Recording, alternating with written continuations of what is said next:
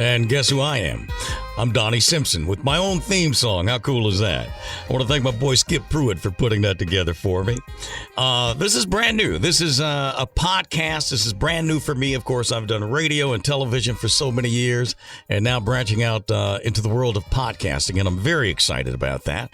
And I got to tell you that my first guest today was so important to me to have my first guest be this guy because this is so important to me. This is the first time that I've actually owned what I was doing. Everything else I've ever done, I was a hired smile, if you will. And so, we started DSP, Donnie Simpson Productions, and Donnie's DSPN, Donnie Simpson Podcast Network. And so I will have a podcast, but we will have a number of other artists or people that have podcasts too, giving them a voice, a platform to speak from. And I'm very excited about that. So I have waited for a year and a half to make this happen because I wanted my first guest to be my brother, Smokey Robinson. How you doing, Hey. Smoke? The Donnie Simpson Show. My brother got his own song. Yeah, man. I got a band walking behind me when I walk the streets playing that now, Smokey. You deserve it. Song and everything. Oh, thank you, brother. It sounded really good with you singing it, though. Oh, please. How you doing, baby? Man, I'm doing good, bro. I'm doing real good, man. You look good, man. Well, thank you, man. You too. Yeah, we're in this modern world where we can just do this and I'm somewhere, you're somewhere, but we can sing each other. This is cool, man. Yeah, it is. It's really cool, man. We can play some golf like this, the podcast. Yeah, I know. And you hit your ball into the woods. And yeah, man. This is like the Jetsons come to life, man. This is pretty amazing. Yeah, man. So how's your golf game? Hey, Donnie, I was only kidding when I brought that up, man. You know what I'm saying? How dare you ask me that on a podcast? No, I'm not playing that bad, man, but I'm not playing good. Yeah. All right. Well, that's that game. It's never always good. It's it's always an up and down game, man. No question about it, but you still got my money in your pocket, man. And planning on keeping it. But Smokey, you've been playing a long time. So many people just got introduced to the game like after Tiger Woods. But you've been playing, did you start playing in the 60s? I started the last year of the 60s. I started playing in 1969. Really? And, so I might have been playing better then than I'm playing lately. No, but you know how we do, man. We love the game. So oh yeah, yeah. When they told me I was going to get up this morning and do something with you, I thought we were going to play some golf, But I know this is even better. Yeah. Well, I thank you. I'm happy for you, babe. Well, thank you, man. Thank you so much, Smokey. I really do appreciate that, man. And I'm honored to have you as my first guest on my podcast. I wouldn't have it any other way. Sure, baby. Absolutely. Yeah.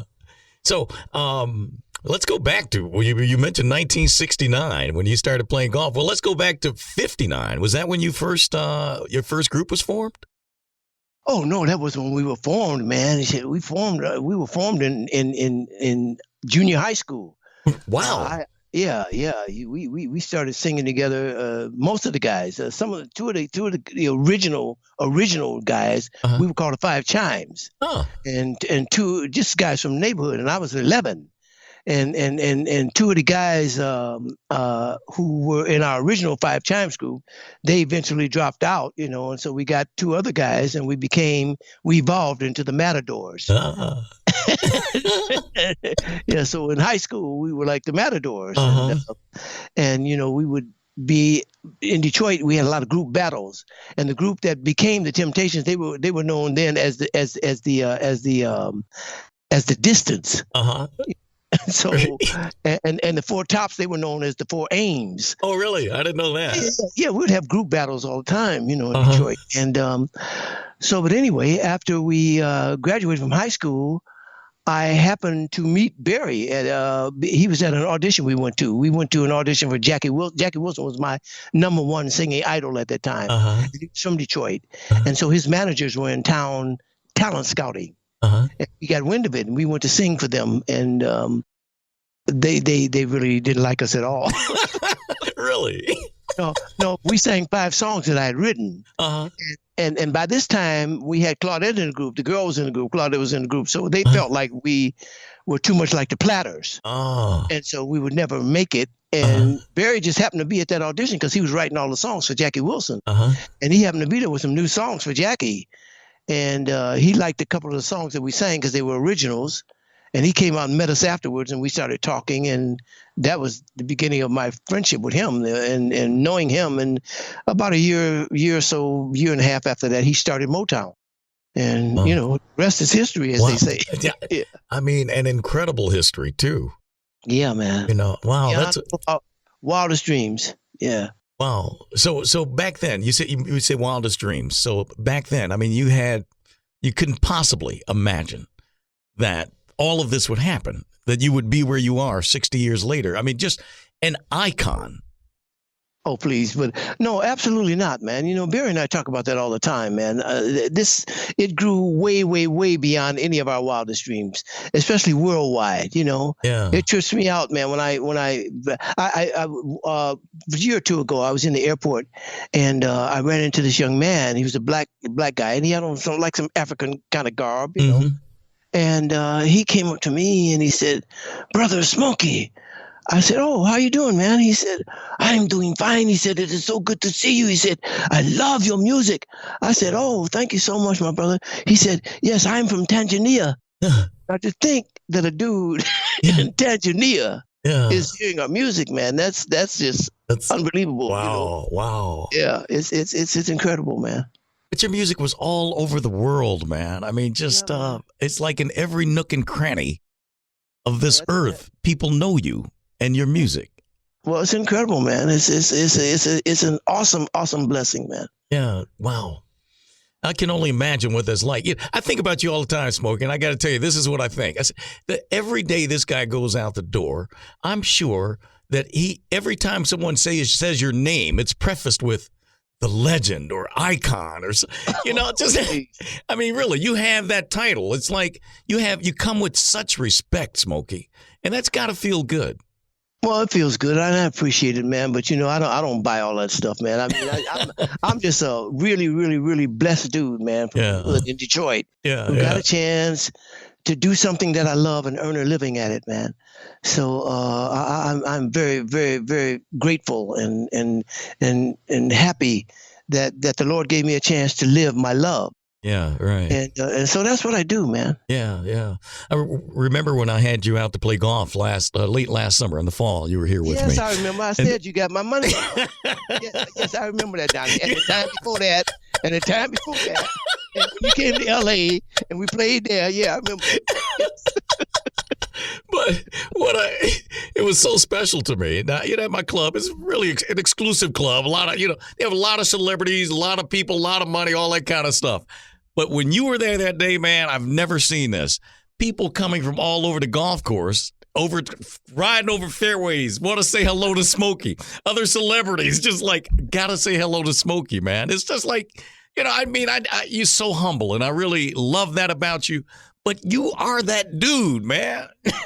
Well, thank you, my brother. And let me say this too, since you're saying this, I could not be that dude without guys like you, man. Wow. You've been playing Motown music, man, since its inception almost. You were a young boy on the radio playing our music, man.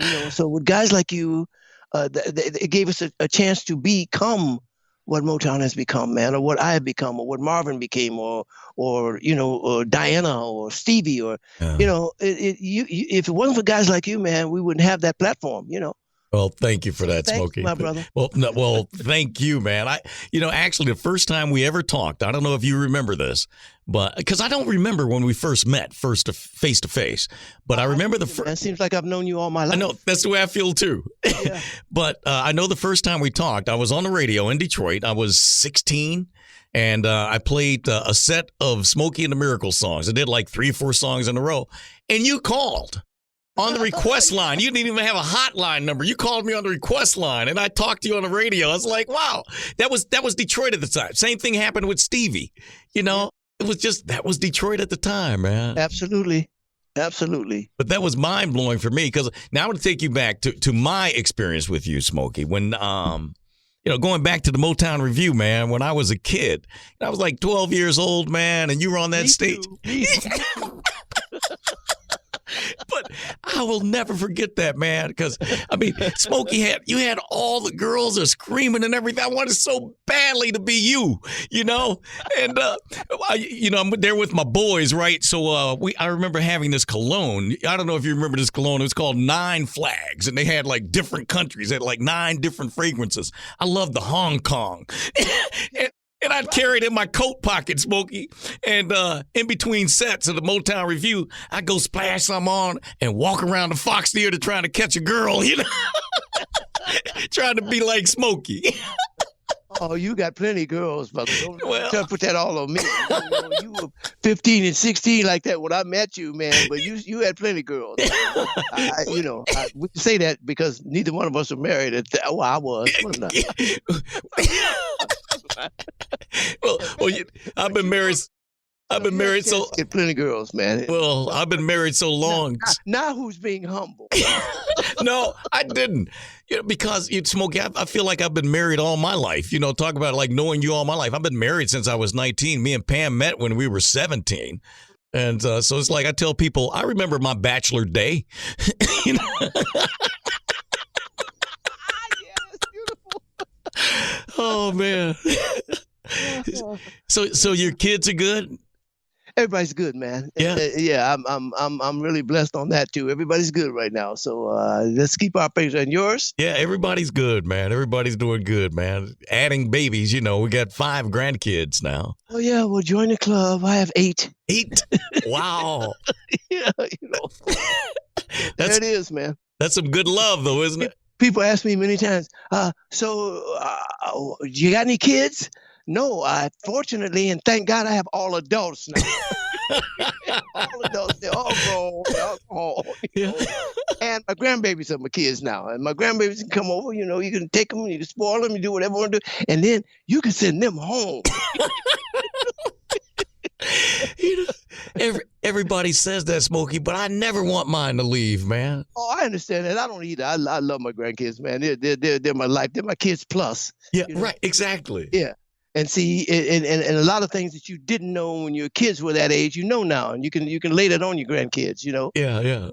Yeah. So, when we first have kids, man, we were young and we didn't know nothing because they don't come with a pamphlet. Yeah. They sure don't. Well, nowadays a lot. People talking about the terrible twos. 2 is a picnic. Don't talk about the terrible twos. 2 is still a baby. You got control. 2 is a picnic. They might be a little rambunctious or wild, but 2 is a picnic. 13. Wait for 13, 14. When they start thinking they know more than you. And the stuff that their generation is coming up with, nobody thought of that before them. Right. That's the problem, right? Isn't that the truth? Oh man, you had a parenting moment that I loved, and I believe it was at the Grammys when you went on stage and talked to some of the young acts in that audience, to get them straight on who they were. What brought that moment on? It was at the BET Awards. Oh, right, man. that's what it was. Yeah, and it just because of the fact that I know that. Show business is something that you have to respect, man. You have to respect and you have to acknowledge the fact that when you get a chance to be in it and to get a break making records or performing for people and all those things like that, that is a blessing because I tell people all the time, there are no new artists, man. When you see somebody, if you see an artist that comes out, I'll use Michael Jackson, for instance. When I first met Michael Jackson, he was 10 years old. And you would think that I could categorize him as a new artist because he's 10 years old. But no, I couldn't because he had been doing it since he was 4. Wow. Yeah. So when you meet somebody who's singing and who wants to make records or who's trying to get into show business, they've been doing it practically all their lives, So that's a long line, Donnie. That's a long line. And even you go back as far as Bessie Smith. Bessie Smith didn't start this, man. This was going on long when Bessie Smith's great-great-grandmama was alive. She was a slave, but they were singing and having, the little juke joints and stuff like they had and singing out in the cotton fields and doing all. Nobody of this generation has nearly started this. You know what I mean? Right. So you have to know you're in a long, long, long, long, long line of people who've been doing this way before you were even in dad's bag. So, and you're not going to finish this. Yeah. Somewhere, you might be somewhere in the middle of this because it's a long line, it's millions of people waiting to take your spot.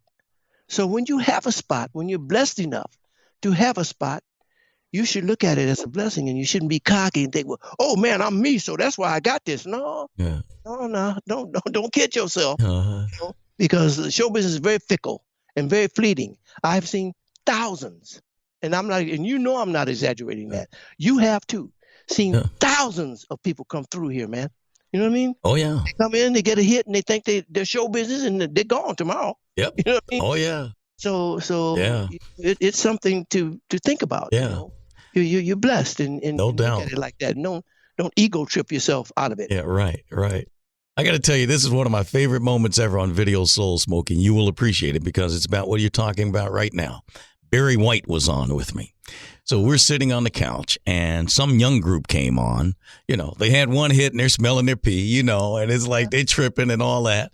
And so Barry turns to me, and he says, Donnie, how long you give him? And I said, 6 months. He said, you can almost write it on the wall. He said, no, you can almost write it on the calendar, can't you? You know, and here I am. I have no idea who that group was.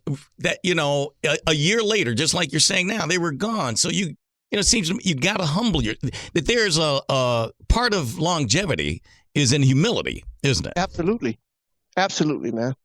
You know, very few souls get a chance to do longevity in this. Right. Yeah. Isn't that the truth? Yeah, absolutely. Well, I remember when you were on a Def Poetry Jam, man. People got to see a different side of my brother. I didn't think they knew about the militant side of Smokey Robinson, but you showed it that day. Well, you know, Donnie, I write poetry all the time, just like I do songs, man. Yeah. And I actually have a concert now. It's not a concert because all I do that night when people come is to say my poetry. I talk about my life, and I say about 8 of my poems, and that's what the night consists of. I don't sing at all. Oh, really? It's called Words. And I want you to come one time, man. I would love to. You know, because it's just poetry and me talking about my life, man. But I write poetry all the time. So to get a chance to go on Def Poetry Jam, you know, I knew Russell and Stan really well, and to get a chance to go on there and say that poem about being a Black American, which is very, very, very near and dear to my heart, man. And I, Donnie, and I've told you this before, I'm offended when people call me African American, man. I'm offended by that, man, because I'm not an African American. Africa is one of the few places on earth that I've never been. You know what I mean? Really? No, I've never been. I'm going, but I've never been there as we speak. So I'm an American, baby. A whole lot of people died so I could have that title. You know what I mean? So for me to give that up and call myself African American when people, my people have bled and died and been raped and killed and tarred and feathered and hung and yet fought in all the wars for America and all that, you know, how are you going to call me an African American? You don't call Irish people Irish Americans or Polish people Polish Americans or any of, you know, you don't do that. So for us to, and see, I know that the title African American was conceived by Black people. Why do you want to give up America? You know what I mean? Why do you want to give that up after all the struggles and all the fights and all the stuff that we've been through, you know, to be an American, to be a part of this country? I'm not going to say I'm an African American. I'm an American, man. Like I said, my people have fought and died and been maimed and raped and everything. Oh yeah. To be Americans. Right. So I ain't going to give that back. Yeah, you know? I hear you. Okay, now I'm an African American because some Black people felt like that would be a great title for us. No, not a great title, except the fact that your people have fought for this. You're an American. Yeah. If you go to Africa, I tell Black people that if you go to Africa, you're the average Black. If you go and you're an entertainer or a celebrity or somebody like that, that the people over there recognize, they're going to give you your props, of course, you know. Yeah. They'll give you your props, but you get that same props in Sweden. You know what I mean? Right. So the ones who go over there and come and say, "Oh yeah, I went to my country." Remember? No, you didn't, because most of those people over there, if you were just the average black person going over there, they wouldn't even recognize you as being an African. You know what I mean? Mm-hmm. They think you're diluted. Yeah. But because actually you are.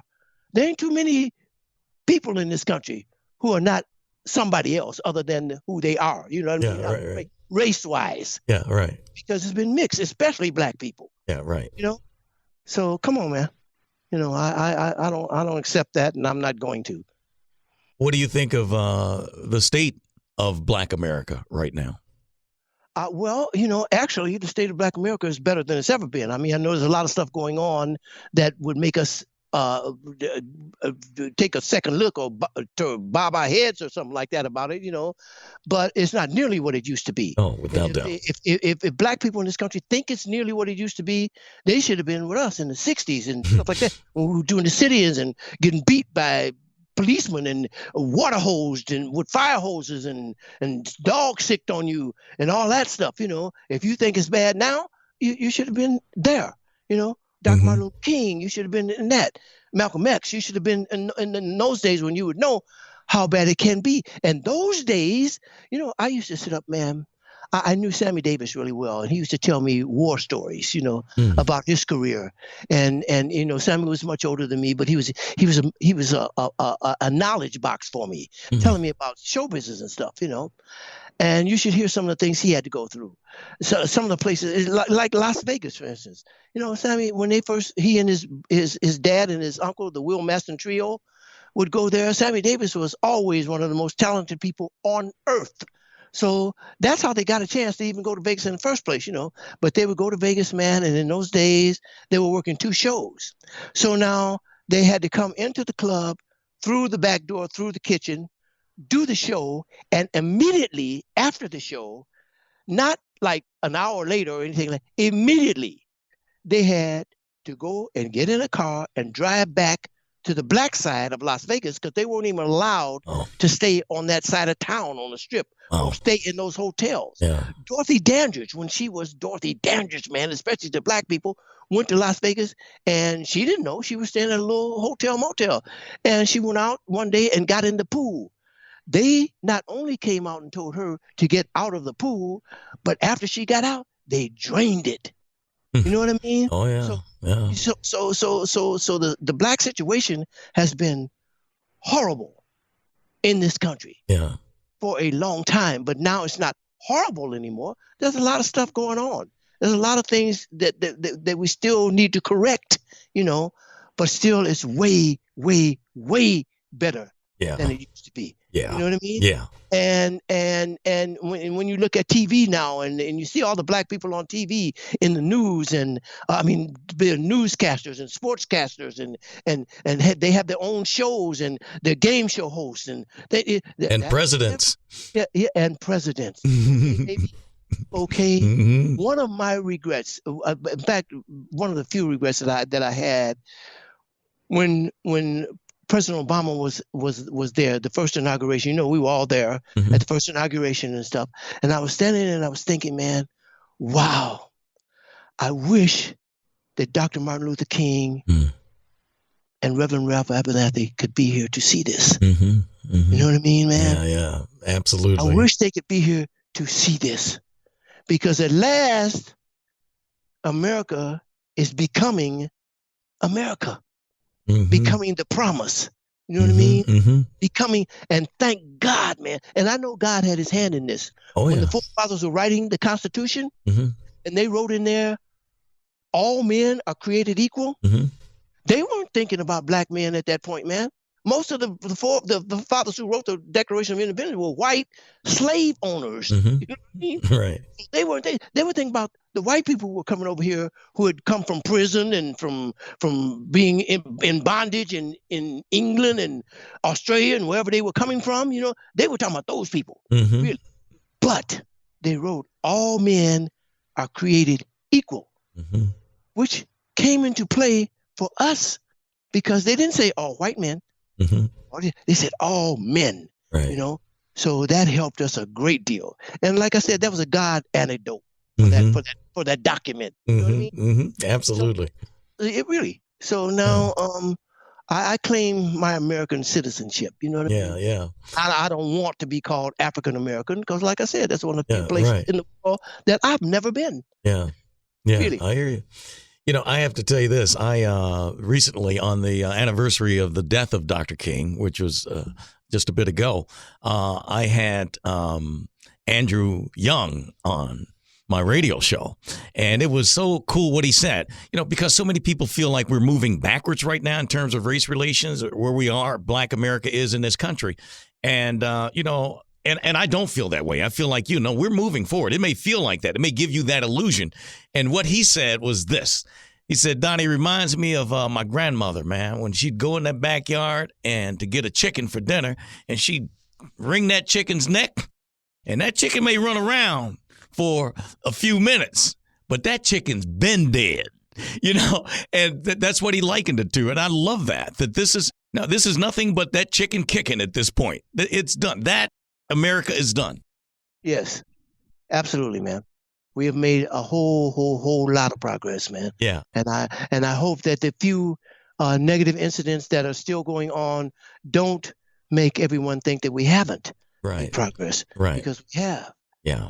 And the more people acknowledge that and try to run with that, the better off we're going to be. Yeah. Yeah. Still on the stage after all these years, Smokey, you still love it? You still love performing? Well, Donnie, that's why I still do this, man. I cannot find a replacement for this for me. Yeah. I retired at one point, man. Yeah, I retired and I felt like, okay, I'm vice president of Motown. I'm just going to do that. I will write some songs for some other people or produce some records on some other people, but I'm done. I've been on the road since I was 16 years old. Yeah. So I'm done with this, and the Miracles and I had done everything that a group could possibly do, And then my two oldest kids, Barry and Tamla, were little kids then. You know that, man. Mm-hmm. And they were babies. And I didn't want them not to know me because I'm on the road all the time. And I come home and they don't know whether to say, hey, daddy, or ask me for my autograph. Right. So I wanted to be there in their formative years. Yeah. So I retired, man. And I retired. I was retired for about three and a half years, man. And at the end of 2.5 of those 3.5 years, I was climbing the walls. I missed it so much. Oh. I didn't know what to do with myself. I go to the office every day. I do that stuff, and do what I had to do corporately and all that, But that wasn't this. Yeah. And I missed it so much, man. Until one day, Barry came to my office. He said, hey, man, I'm not going to say what he said verbatim here because there were some cuss words involved. He told me, I want you to get out of here. Yeah. He said, because you're miserable, man. And when I see you miserable, it makes me miserable. So I don't want you miserable. So I want you to get out of here. So that was when I wrote The Quiet Storm and came back to that, man. And that was it for me. And I don't see myself retiring from this anytime soon. I love it. Well, it's what you do. I like you did the same thing, Smokey. I retired for 5.5 years. And I did. And I told you when you retired. You ain't retiring, buddy. You'll be back. Right. You've been doing this all your life, and you're good at it. Well, thank you, Smokey. And it missed you. Yeah. Well, thank you, man. I really appreciate that. Baby. Yeah, man. Yeah. Well, I'm much happier in it. I know that now. I mean, and I thought I was happy in retirement, but I'm happier back to work, man. This is what I do. This is what you do, and now you're doing it for yourself. There you go. Me. There you go. You know what I mean? Absolutely. Yeah. Absolutely, man. You've had so many songs through the years. I mean, I know better than to ask any writer to pick his favorite because they're like picking your favorite child. I get that. Well, let me ask you this. What song has been the most profitable for you? Has been the most profitable for me? Yeah. Probably it's between the way you do the things you do and My Girl. Oh, really? Okay. Yeah, I wouldn't think the way you do the things you do would be in that category. Yeah, I'm surprised to hear that. Yeah, you know what I mean? But it is. It's been re-recorded by so many people and so on. Really? But My Girl would have to be number one, Donnie. That's what I would think. My Girl is number one for me as a songwriter around the world. Because, you know, I told you this before, we go places, man, where most of the people in the audience don't even speak English. Yeah, right. In Europe somewhere, they don't even speak English. But as soon as they hear boom, boom, boom, boom, boom, boom, they jump and they start cheering. They all sing it. They all sing it, you know. They don't even speak English, but they know that song. Yeah. So, you know, it's like Motown for me, man. It has gone way, way, way, way beyond my wildest dreams when I wrote it.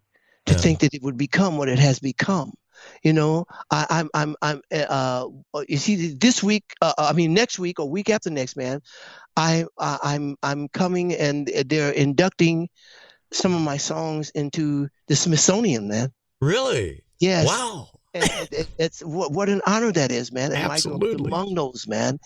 And so when I wrote My Girl, man, I was just trying to write a song for the Temptations, using someone else, using David Ruffin to sing it, because I knew David was in that group, and I'd been using Eddie Kendricks to sing all the leads. And all the guys at Motown, you know, they jumped on the Temptation bandwagon, and they were using Eddie Kendricks too. David Ruffin and Paul Williams were in that group, man. Man. You know, and I knew that. David Ruffin and Paul Williams were in that group. So I was get something for David to sing. And, you know, David had that voice where he would demand the chicks to come here, baby, because I'm going to love you. So I said, I'm going to get this brother to sing something sweet to the girls. You know? And that's what My Girl was about, man. People say, well, what woman were you? I wasn't thinking about a woman. I was thinking about the Temptations and David Ruffin, you know. And I wanted him to sing something sweet. And My Girl has become what it has become, man. It's amazing to me, man. Yeah. It's amazing. Yeah. Wow. So we lost David, of course, and, well, all of the Temptations except for Otis at this point. And, you know, some of your band members and, you know, all of them are gone now except for Claudette, you know. Well, yeah. All the tops are gone except for Duke.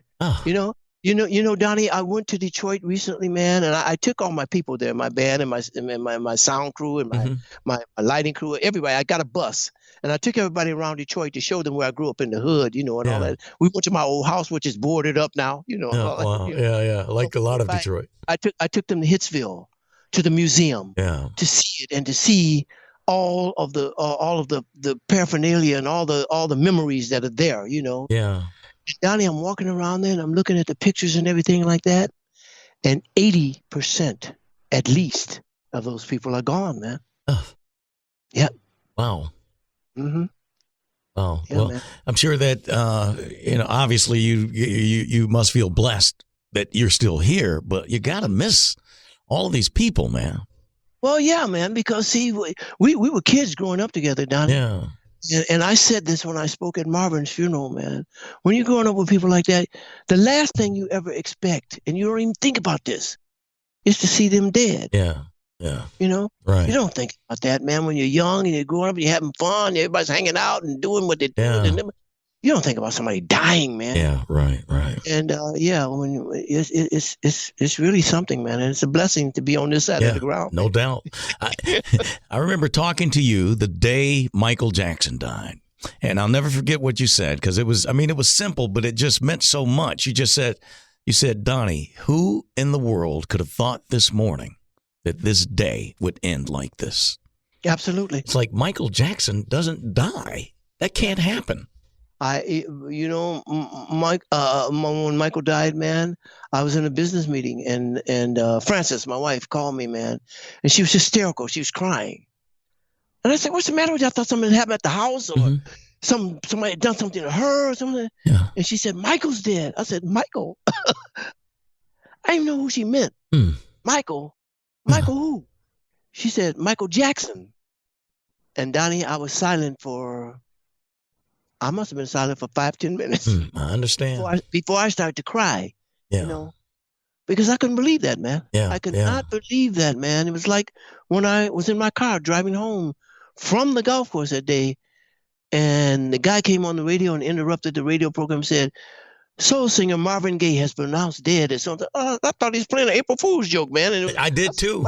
What a morbid April Fool's thing to say, man. This is April Fool's. I thought, what a morbid thing to say, you know. And I pulled my car over and I changed the station. And they were talking about it on that station too. So I got out of my car because I still had phone booths then. Yeah. I went to the phone booth and I called Anna and she said, yeah, it was true. But those were unbelievable moments for me, man. Yeah. Unbelievable, man. Right. just your mind, your psyche just doesn't accept that, man. Right. Yeah. I had a feeling similar to your reaction that you just described with Michael when Prince died. Yeah, You know, absolutely. I couldn't believe it. Someone called me, and I get up. I walked like a zombie to my computer because this cannot be true. And so my phone's ringing because news stations are calling me to get comment and all of this. Pam comes up to my office and says, Prince is dead. And she's crying. Smokey, I've just frozen like this looking at my computer. I couldn't even console Pam. No tears. I just was frozen in disbelief. Absolutely. You know where I was, man? Where? I was on a plane coming back from Italy. And that was so big until the pilot knew it. He came on the system. Oh, wow. And told people that Prince was found dead. You know, and wow, man. I had just seen Prince on TV about a week before then. He was performing, singing. He was just doing a solo performance. It's just him playing the piano and singing at a concert he was doing. Yeah. And he got sick that night, and they had to rush him to the hospital. Right. Know? Yeah. And they rushed him to the hospital, and you remember that? They had to rush him to the hospital. But then he was out. And he thought he was okay. Right. Yeah. Yeah. And the pilot came on and said, Prince has been found dead, man. It's just certain people, man. It just hits you. It just because I think people, their persona becomes so big until you don't think they can die. You know what I mean? Yeah. Right. But right. This is life, man. And every day that you wake up, and especially if you wake up healthy, is a blessing. Yeah. Every day. Right. No doubt, Smokey. Yeah, man. I got to tell you this, Smokey, and I hope it's a very difficult thing for me to say, but I'm going to tell it to you. And I've never told you this, but I've always thought that every time I've gotten a phone call like that, where immediately something's wrong and somebody's gone. Yeah. Smokey, I don't know how to tell, but I'm telling you, every single time, my first thought is, please don't be Smokey. Oh, yeah, man. And I hope you understand that means how much, that tells you how much I love you. But that means every time. Because I love you like that, too. Yeah. Every time, man. I'm telling you. Well, I appreciate that, man. And I'm glad none of them have been that. Yeah. No, me too. Me too. No doubt. And one more story. I got to tell you this. When I thought Otis was dead once. Otis Williams of the Temptations. Do you know that story where they had it wrong on the internet? I didn't hear about that. Oh, really? One Sunday morning, man, I get up and Pam's telling me that Otis is dead. I can't believe this. I go to my computer. I see Otis's face with an end date. And I just lost it, man. Oh, I was going out to run that morning. I went down to the C&O Canal, and I cried up and down that canal for an hour and 15 minutes, Smokey. And when I got back, I said, something's wrong with this. This doesn't feel right. And so I did further research and found that what had happened, I think it was maybe it was Richard Street or whoever it was, one of the Temps had died recently, and his middle name was Otis. And so someone got it confused. And Richard. Yeah. So that night, about 8 o'clock that night, I was sitting there in my house and I was thinking, I said, all that pain you felt this morning and you didn't call this man? He's still here. You have to. I had never had that. It was like someone coming back to life. I'd never experienced anything like that. And I called Otis that night just to tell him what I experienced. And he said, man, I got like 8 calls like this today. He said, but Donnie, that tells me how much you love me, man. And I really appreciate that. Yeah, man. Absolutely. Yeah, man. That's all right. Yeah, I remember that, man. But yeah, like you said, thank God it was an error. Yeah, right. Absolutely. Smokey, by the way, has, for everyone that's watching or listening to my podcast, Smokey made my favorite song ever. And it's Ooh, Baby, Baby. And I assume that's going to hold up for the rest of my life because it's been 50 years and it hasn't changed yet. So, I just, you know how I feel about that song, man. It's just the greatest song ever made. And to me, and one of the things that I love about you and that whole style that was Motown, I guess, was the conciseness of writing. That it's like no words were wasted, Well, I don't know if I ever told you this story, man, but do you know where Ooh, Baby, Baby came from, man? No. The Howard Theater in Washington, D.C., baby. Really? Yeah, we used to sing, the Miracles and I used to sing a medley of love songs. Uh-huh. And we sang songs that were not our songs, Uh-huh. just a medley of love songs that were popular by other people. And the last song in that medley was "Please Say You Want Me To" by the Schoolboys. Uh-huh. Okay, so we would be singing "Please Say You Want Me To," Uh-huh. and the girls loved it. So one night we were on stage and we were singing that, and there was an ad lib part. So I started singing, "Ooh, baby, baby," and the guys, how the Miracles Night, well, we would communicate, and the guys heard me singing that, and they just started to harmonize with that. The Really? people went crazy.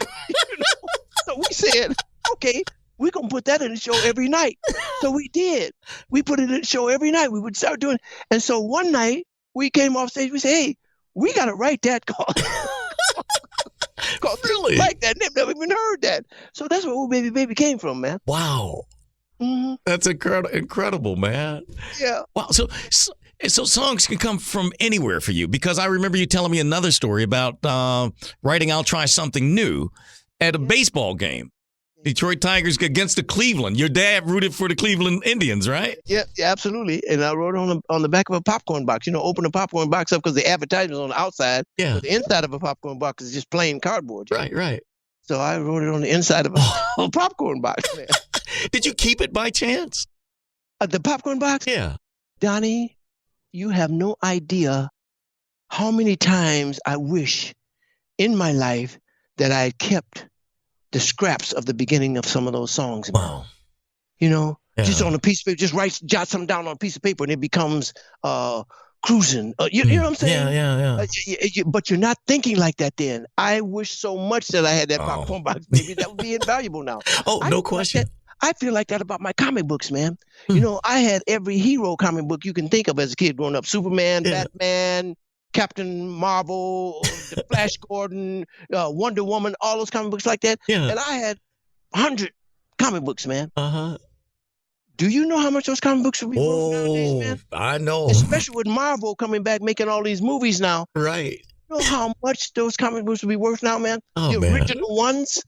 But you don't think like that. Yeah, Man. right. Man. You're just doing it, and you have them, and then you toss them and all that, and gosh, some of that stuff would be valuable, man. Oh, I know. Yeah. I saw a documentary recently, King in the Wilderness, about Dr. King, again, in honor of the 60th anniversary of his death. And, when he would go to New York, he would stay with Harry Belafonte all the time. So Harry Belafonte was telling the story about how Dr. King would always write stuff down on legal pads and just discard it. And he said, I'd dive into the trash can. And he has all that stuff now on his walls. He said, because on every sheet of paper, there may be a lot of things, but there would certainly be at least one gem, something that he said that was just so amazing. It's incredible, man. Yeah. It's incredible. I think about many times, man, when we first started Motown and we were in Detroit, we were just local at that time. We hadn't expanded to be national yet, but we were local at the time, and Detroit was still really segregated at that time. Yeah. And so like the areas like Grosse Pointe and Bloomfield Hills and certain areas like that in Detroit, whereas if you were black and you were in one of those areas, you better be working for somebody. Yeah, right. You better be able to prove that you work for somebody in that area. Because if police catch you over in that area, Oh, yeah. you that's it. You Oh, yeah. they don't accuse you of something even if you haven't done anything. Right, That's how right. it was. Right. So we were getting letters from the white kids in those areas. Mhm. We got your music. Our parents don't know that we have it, because if they knew that we had it, they perhaps would make us throw it away. But we love your music. We got your music. Now they're sending us these letters. Yeah. We get these letters, Barry and I and the people who at Motown Town, we get these letters and we're looking at them, we're reading them and say, oh, that's wonderful. That's so wonderful. And about a year or so later, we were getting letters from the parents. And they were saying, we found out our kids had your music. So we wanted to investigate and see what it was about. But we love it too. Do you know how valuable those letters would be nowadays, man? Wow. Can you imagine? Oh, my that, goodness. Yeah. You know what I'm saying? Well, we just read them and throw them away because this is good news, and they throw it away. You just don't know, man. Yeah, you don't know. Fortunately for us, man, Mrs. Esther Edwards, who is was Barry's oldest sister, who was the head of our management department at Motown, we go out on the road. We take the Motown reviews and all those things like that out, and we go to Europe. We go everywhere, all over the country, and so on and so forth. And every step we took, almost, she was taking pictures or having a photographer to take pictures. We would laugh at her. She was saving all the placards from all the theaters and from all the one-nighters and stuff we do. She'd be gathering up the placards. Like, let me have that, and saving it. And we'd be laughing at her. Mister, we're taking some more pictures. Oh! Thank God for her. Yeah. Because of her, we have the Motown Museum.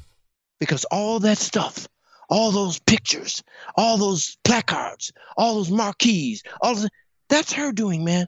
She had the forethought to save all that stuff. And now we have the Motown Museum because of her. Yeah. You know? And it's wonderful that somebody has that. Oh, absolutely. You know what I mean? Yeah. I met her at the museum one day. And by the way, I got to tell you this. I don't know if you know this, but I'm on the Motown Legacy Board, which is, we're raising $50 million to expand the Motown Museum. You know what, man? I didn't know that, but it doesn't surprise me. Yeah. Well, I'm honored to be a part of it. I mean, because that's, Motown is so much more than just the music machine. I mean, it was, the stuff you're talking about. It was a unifying force on this earth. Let me tell you something, Donnie Simpson. You have always been a part of Motown, man. Always. Ever since we met you, man, you have always been a part. Everybody. I can't think of one person in Motown who does not love you, man. Wow. Now, I'm taking the first seat on that. I love you more than everybody. but I can't think of one person who doesn't love you, man. You've always been a part of Motown, man. Always. Smokey, you have no idea how good that makes me feel. I've always loved Motown. When I was a kid, I remember looking at the Temptations' Get Ready album. I lived in that album cover. I wanted so badly to be in that dressing room, getting my hair ready, or just to be there watching the Temps getting ready to do what they're, it's always it's been the blood through my veins, man. So to hear you say that really means a lot to me, man. And I appreciate that. It's the truth, my brother. Yeah, it's the truth. I really do. Thank you, Smokey. Man, I cannot thank you for being my first guest on my first podcast. I could talk to you all day, but I know you got other stuff to do. Well, you know what, man? Lucky for you that you did this, man, because you know how pissed off I would have been had I not been doing I would have let you live that down. Man, I wouldn't have had it any other way. It was you did the right thing. No doubt. No doubt. Man, you're my brother. I love you, man. Man, I love you too, Smokey. You know it, man. Love you to death, brother. So, man, I know that this is going to be a successful venture for you, man. And like I said, it's your own. So you go, my brother. And I'm proud of you, like I've always been. And I love you, man. Thank you, Smokey. Be you. Hey, man. That's all. Smokey, I always tell him that I always felt like it was 1,000 people out there waiting to replace me. 500 of them are just as good as I am, and the other 500 are better. The only thing I can beat them all at is being me. You can't beat me doing that. There you go. that was my message at the BET Award. Tell those kids, man. Yeah. There's millions of people waiting to take your place, baby. That's right. The minute you slip, and nobody's gonna help you up, they're gonna jump into your spot. Right. That's right. But you're you, my brother, and you know you're you to me, and I'll do anything for you. You my brother, and I love you like that, man. And I know you feel the same way about me, and that's what's so beautiful, man. We've shared so much stuff, just life stuff that had nothing to do with music or the radio or TV and none of that. Absolutely, just life itself, just life, our lives, man. And you've always, I want to say this too, that you've helped me. I mean, through one of the most difficult times of my life, and I won't go into it because we're wrapping up, but you were there for me, brother. And I can't tell you how much I appreciate that, man. Well, that being there for you, man, has been a mutual, because you've always been there for me, and so, like I said, man, love to you, baby. All right. Love you, Smokey. I love you. Thank you again, brother. God bless you. God bless. Take care. All right. Peace. Bye. All right. Well, that's it. That's my first podcast. Again, Smokey Robinson, my first guest. Thank you so much for watching us and listening to us today. And we'll join you again soon. God bless you. Peace.